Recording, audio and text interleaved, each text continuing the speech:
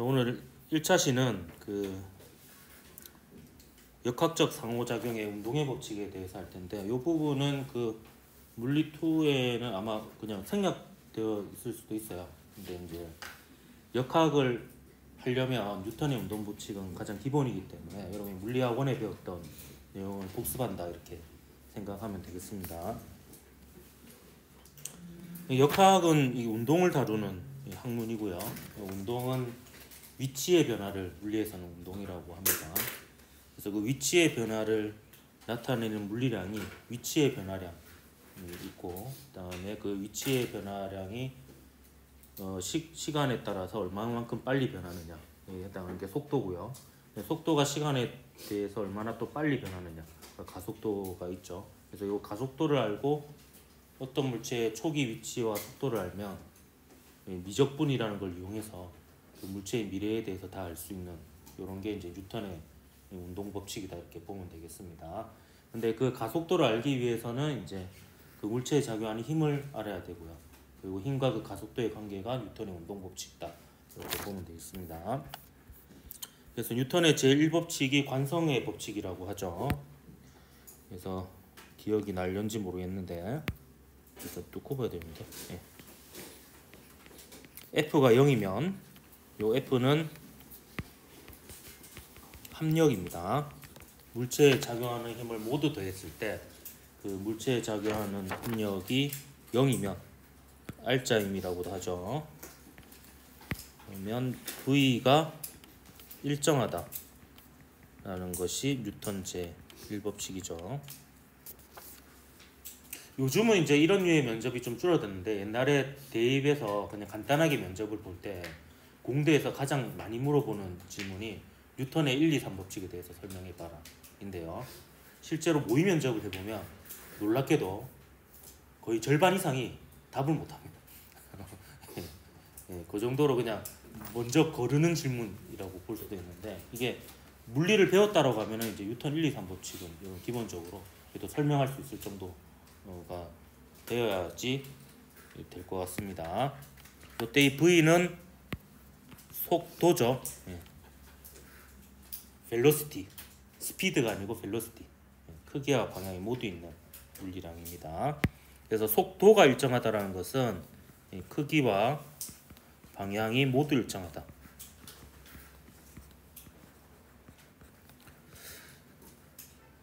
그래서 정지해 있는 상태였다면 그 정지 상태가 유지되는 거고요. 움직이고 있었다면 속도가 유지됩니다. 그러니까 그 속력과 운동 방향이 모두 일정한 등속 직선 운동을 하게 됩니다. 그래서 이걸 말로 풀어서 쓰면 물체에 작용하는 R자임이 0이면 정지했던 물체는 계속 정지해 있고 운동하던 물체는 계속 일정한 속도로 움직인다 라는 것이 뉴턴 제1법칙이고요. 이때 물체가 자신의 운동 상태를 계속 유지하려고 하는 성질, 이거를 이제 관성이라고 얘기를 하죠. 이건 갈릴레오가 발견했죠. 사고 실험을 통해서 4층 그 물리지구학실에 제가 이거 뒤에다가 요 실험을 형상화한 걸 이제 그 타공판에다가 만들어놨죠. 그래서 이게 근데 실제로는 마찰이 있기 때문에 이게 안 됩니다. 근데 이제 그래서 갈릴레오가 이제 머릿속으로 실험을 한 거죠. 마찰이 없다라고 가정하면 요 5점에 놓인 공은 같은 높이에 올라와서 멈추게 되겠죠. 가만히 놓으면요. 그리고 요 경사면을 따라서 얘를 가만히 놓으면 B점에서 멈출 거고, 요 경사면을 따라서 5점에 공을 가만히 놓으면 같은 높이인 C점에 이르러서 멈추게 될 텐데, 만약에 요런 면이 있다면 얘가 같은 높이에 이르러서야 멈추게 되니까 같은 높이에 이르지 못하면 영원히 움직일 것이다 라고 해서 이제 갈릴레이가 머릿속으로 이 실험을 하면서 관성이라는 것을 발견하게 됩니다. 그래서 이게 굉장히 중요한 발견이에요. 그러니까 물체를 움직이기 위해서는 원인이 필요 없다라는 겁니다. 그러니까 움직이는 그 자체가 자연스러운 상태고, 그 움직임을 멈추게 하거나 더 빠르게 하거나 방향을 바꾸게 하기 위해서는 뭔가 원인이 필요하다. 근데 등속 직선 운동하는 데는 뭔가 에너지라든지 뭔가 아무것도 필요 없다. 그냥 가만히 놔두면 영원히 움직인다 라는 게 이 관성의 법칙이다라고 볼 수 있습니다. 그럼 뉴턴 제2법칙은 이제 그 속도가 변하는 상황에 대한 얘기가 되겠습니다. 그래서 ma는 f 이렇게 써졌죠. m은 질량, 관성의 크기를 나타내는 질량이고요. a는 가속도고 요 f는 역시 합력이라고 했었죠. R자인 합력이었고요. 요것을 풀어서 쓰면 가속도는 m분의 f 라고 해서 요 f는 속도 변화의 원인이고요. 그래서 힘이 크면 클수록 속도가 빨리 변합니다. 그리고 똑같은 힘을 주더라도 질량이 크면 클수록 속도가 잘 안 변하죠. 그래서 가속도가 작습니다. 그래서 이게 이제 관성의 크기가 되겠습니다. 그래서 이게 이제 가속도를 구할 수 있는 뉴턴의 제2법칙입니다. 그래서 어떤 물체의 질량을 알고 그 물체에 작용하는 R자임을 안다면 가속도를 알게 되고요. 그래서 가속도를 한번 접근하면은 속도를 알 수 있습니다. 그때 이제 초기 속도를 알면 나중 속도를 알 수 있는 게 되는 거죠. 그 속도를 한 번 더 시간에 대해서 접근하면 위치를 알 수 있습니다. 그때 처음 위치를 알면 나중 위치를 정확하게 알 수가 있습니다. 그래서 뉴턴의 운동 법칙은 이제 그 기계론적 세계관의 이제 정점에 있는 법칙이라 볼 수 있는데, 이 세상에 있는 모든 물체의 질량과 그 물체에 작용하는 R자임을 다 알면 미래를 정확하게 계산할 수 있다. 단지 이제 그 컴퓨터의 성능의 문제일 뿐이지 다 계산할 수 있고, 그때 그런 얘기 했잖아요. 이번 주 토요일 6개의 번호가 뭔지 정확하게 알 수 있다라고, 정해져 있다라고. 그게 이제 기술적인 문제일 뿐이지 가능하다라는 게 이제 뉴턴의 운동 법칙의 철학입니다. 근데 지금은 이제 양자역학 때문에 그 깨졌어요. 정확히 미래를 예측하는 건 불가능한데, 결국에 우리가 하는 거는 얘를 구해서 그 물체의 특정 시간의 위치와 속도를 구하는 겁니다. 그러면 이제 미래를 예측하게 되는 거죠. 그래서 이제 이게 물리학의 기본이다. 물리학이라는 게 결국에 어째 보면은 뭐 한마디로 들어가면 미래를 예측하는 학문이다 이렇게 볼 수도 있는 거거든요. 우리가 알고 싶은 거잖아요. 미래를, 규칙을 따라서 이제 우리가 따라가면 나중에 어떤 일이 일어날지를 예측하고 싶은 그걸 하는 기본적인 학문이 이제 물리학이다 이렇게 볼 수도 있습니다. 그게 출발점이 되는 게 이거예요. 그래서 이제 가속도를 알아야지 나머지를 알 수 있으니까. 그 뉴턴 제3법칙은 이제 운동 법칙에서 약간 좀 구현하는 부분인데요. 힘에 대한 부연 설명이다 이렇게 볼 수 있습니다. 그래서 물체에 작용한 모든 힘은 상호작용이다 이렇게 볼 수가 있습니다. 항상 쌍으로 존재합니다. 단독으로 존재하는 힘은 없다. A가 B의 힘을 작용하면 반드시 B도 A의 힘을 작용한다 라는 게 요 뉴턴 운동 제3법칙입니다. 그래서 요거에 의하면은 이제 그 폭력이 성립 안 한다 그랬잖아요. A가 B를 주먹으로 얼굴을 때리면 B는 얼굴로 A의 주먹을 때리는 거라고 했잖아요. 똑같은 크기의 힘으로 서로 반대 방향으로. 그래서 이제 요 로켓이 가속될 수 있는 이유가 여기 폭발을 하게 되면 가스가 양사방팔방으로 가스 분자들이 가게 되는데, 요쪽으로는 대칭이 됩니다. 대칭이 요쪽으로도 대칭이 되고 요쪽으로도 대칭이 되지만 요 앞뒤가 비대칭이죠. 요 뒤로 날아간 가스는 로켓의 힘을 작용하지 않고 그냥 관성에 의해서 쭉 밖으로 빠져나갑니다. 근데 앞으로 발사한 가스가 로켓을 앞으로 밀죠. 그리고 로켓은 가스를 뒤로 밀고, 그럼 뒤로 밀린 가스는 또 여기를 빠져나가면서는 로켓의 힘을 작용하지 않습니다. 그러니까 이 로켓에 작용하는 R자임이 생기게 되는 거죠. 앞으로의 이제 작용하는 힘이 생기게 됩니다. 로켓이 땅을 미는 것도 아니고 공기를 미는 것도 아닙니다. 가스하고 로켓 사이에 상호작용이기 때문에 땅이 없어도, 바깥에 공기가 없어도 진공인 우주 공간에서 가속을 할 수 있는 이유가 되는 거죠. 요게 이제 뉴턴 운동 제3법칙입니다. 그래서 힘은 항상 두 물체 사이의 상호작용이고요. 한 물체가 다른 물체에 힘을 가하면 다른 물체도 그 물체의 크기가 같고 방향이 반대인 힘을 반드시 작용한다. 그래서 이게 작용 반작용 법칙이 되겠습니다. 자, 뒤로 넘어가서 이제 이거는 물체의 운동 종류에 대한 얘기를 할 건데요.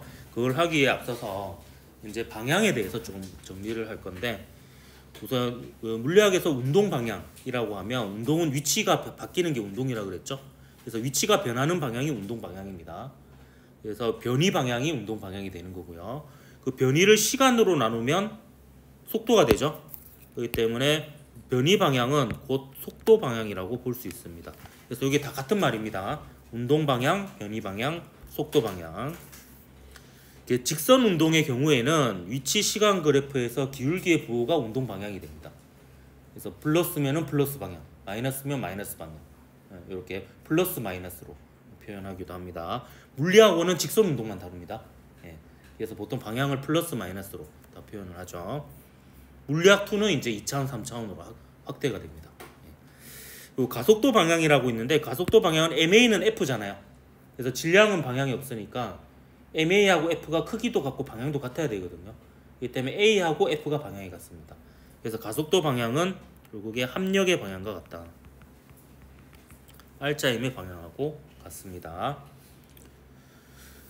그럼 특정 순간에 그 물체의 속도 방향하고 이 합력 방향이 어떤 관계에 있느냐에 따라서 운동의 양상이 달라집니다. 그래서 첫 번째로 일단 뭐 방향이고 자시고 간에 그냥 힘이 0인 경우가 있습니다. 합력이 0인 경우. 합력이 0인 경우는 MA 꼴 0이니까 A가 0이 되죠. 옛날에 뭐 이렇게 하고 철수가 아니고요. 뭐 이런 거 했지만 이제 우리는 수준이 올라갔으니까 그런 건 생겨. 그래서 이걸 등속 직선 운동이라고 합니다. 물론 정지 상태에 있었다라면 정지 상태가 유지되겠죠. 그래서 가속도가 0인 경우는 결국에 속도의 크기하고 속도의 방향이 모두 일정한 경우입니다. 그 속도의 크기를 속력이라고 얘기하고요. 그 다음에 속도의 방향을 운동 방향이라고 이렇게 얘기하기도 합니다. 다 혼용해서 씁니다. 혼용해서. 자, 그 다음에 이건 F가 0인 경우고요. F가 0이 아닌 경우는 전부 다 가속도 운동이라고 볼 수 있습니다. 가속도 운동. 등속 직선 운동은 등속도 운동이라고 하는데, 속도가 일정한 같을 등자입니다. 그래서 등속도 운동 같은 말입니다. 등속 직선 운동, 등속도 운동. 자, 가속도 운동 중에서 자, 힘이 일정하면서, 이거 제가 조건이 하나 빠졌는데, 힘이 일정하면서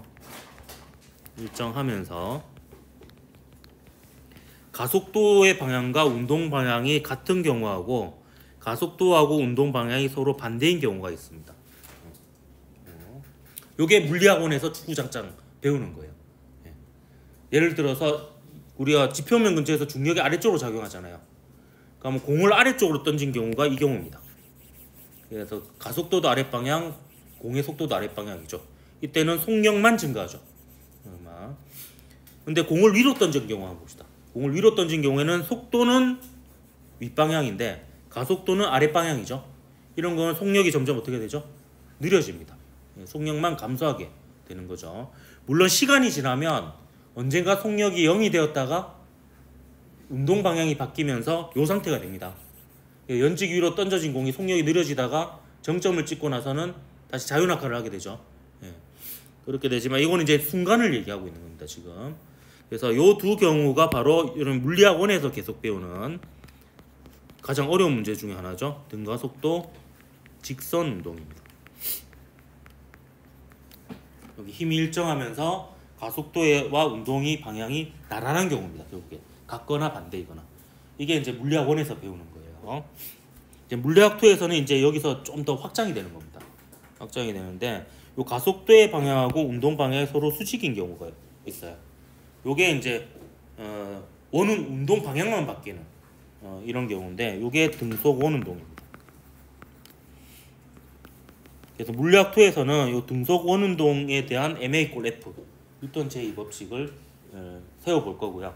그래서 이제 구심 가속도라고 불려지는 물리량을 이제 구해볼 겁니다, 나중에. 그래서 이게 물리학 2에서 확장되는 부분입니다. 그리고 확장되는 부분이 통합과학에서 잠깐 맛을 봤는데 이제 물리학 2에서는 계산까지 하는 부분이 있습니다. 그게 뭐냐면 이제 가속도의 방향하고 운동 방향이 서로 비스듬한 경우예요. 그러니까 자 보세요. 요거는 가속도의 방향하고 운동 방향이 나란했죠. 같거나 반대이거나. 얘는 수직이었습니다. 수직.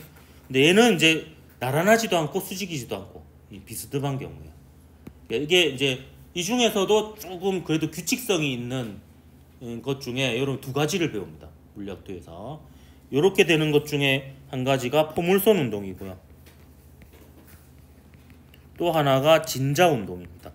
그래서 물리학도에서는 이 세 가지 운동을 추가해서 배운다. 이렇게 보면 되겠습니다. 되게 깊게 들어가지는 않을 거기 때문에 뭐 그렇게 조금만 따라가면 물리학원에서 약간 확장되는 수준입니다. 그래서 이 세 가지에 대해서 앞으로 배울 겁니다. 그래서 원운동은 잘 보면요, 요 초록색이 운동 방향이거든요. 요게 흰 방향이에요. 그래서 힘이 항상 요 구의 중심을 향합니다. 구의 중심. 그래서 이 힘을 뭐라 하냐면 구심력이라고 그래요. 구의 이게 3차원을 하기 때문에 이게 구죠. 구의 중심을 향하는 힘. 그래서 구심력 이렇게 얘기를 합니다. 따라서 구심력은 그 방향이 이름에 있어요. 원의 중심 방향이에요. 구심 방향. 그래서 이 구심력이죠. 이렇게 되면 항상 속도는 원의 접선 방향이니까 요 둘의 관계가 계속 보면은 항상 수직이죠. 이게 유지가 되면 속력은 일정한데 방향만 바뀌는 이런 운동이 계속 지속적으로 일어나게 됩니다. 다음에 포물선 운동은 자 보세요. 중력은 항상 연직 아랫 방향으로 일정하게 작용해요. 근데 속도의 방향이 이렇게 됐다가 이렇게 됐다가 이렇게 됐다가 이렇게 됐다가 바뀌죠. 그래서 속도의 방향하고 힘의 방향이 서로 수직인 채가 유지되지도 않고 나란하지도 않아요. 그래서 이때는 속도의 크기하고 방향이 모두 바뀝니다. 그래서 이거는 이제 통합과학에서 잠깐 배웠었는데 그 수평 방향하고 연직 방향으로 나눠서 분석을 했잖아요. 그래서 수평 방향은 등속도 운동, 연직 방향은 등가속도 직선 운동이거든요. 근데 물리학도에서는 이거를 수식으로 나타내고 그 두 개를 연립해서 시간을 소거하면 x하고 y, 그러니까 그 x 좌표하고 y 좌표의 관계가 2차 방정식, 포물선이 된다는 것을 확인할 겁니다. 그래서 여러분 2차 방정식이 자연에 녹아있는 것을 확인할 거고요. 그 다음에 여기 그림에는 안 나와있지만 진자운동, 이 진자운동 같은 경우에는 결과적으로 얘기하면 사인하고 코사인 함수로 나타낼 수 있습니다. 그러니까 이제 사인 함수하고 코사인 함수가 실제로 자연에 있는 것을 이제 물리학도에서는 확인을 하게 됩니다. 그래서 요것들이 이제 여러분이 이제 요 운동의 법칙 단원에서 그리고 역학적 상호작용 단원에서 배우는 가장 기본이 되는 베이스다. 이렇게 보면 되겠고, 다음 시간부터 이제 본격적으로 교과서에 있는 내용, 힘의 합성부터 시작하도록 하겠습니다. 오늘은 뭐 맛배기로 여기까지 하죠.